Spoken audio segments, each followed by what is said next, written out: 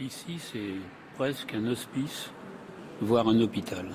Il faut imaginer la cathédrale où il y a sur le sol cette immense bâtisse des centaines de réfugiés, malades, affamés, etc., qui ne sont pas des habitants de la région.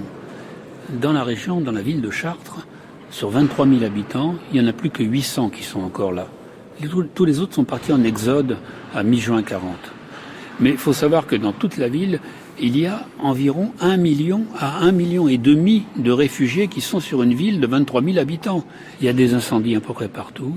Les pompiers ont disparu. Pratiquement, le maire est parti, l'évêque est parti. Il ne reste plus que Jean Moulin. 15 juin, 15 heures. Tournez en auto pour mon information. Je descends vers le bas de la ville par les petites rues du quartier de la cathédrale. Portes et volets clos. Je n'ose pas écrire que tout est calme, tant ce mot est choquant dans cette atmosphère de désolation. En approchant des boulevards, la vie reparaît, triste vie. C'est toujours le long cortège des réfugiés qui se déroule. Place des Éparts, le défilé se poursuit lamentablement entre deux haies de suppliants.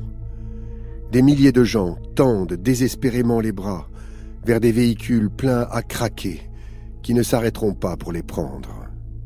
L'apparition d'un homme seul sur une voiture qui marche fait exploser les convoitises. Après m'avoir sollicité à distance, des dizaines d'êtres humains courent s'accrocher en grappe à ma Citroën. J'ai toutes les peines du monde à avancer, malgré toutes mes explications sur mes fonctions, sur l'obligation morale que j'ai de rester. Ils m'implorent de les emmener n'importe où, vers le sud ou vers l'ouest, loin de cette ville de misère et de mort, loin de l'envahisseur qui approche.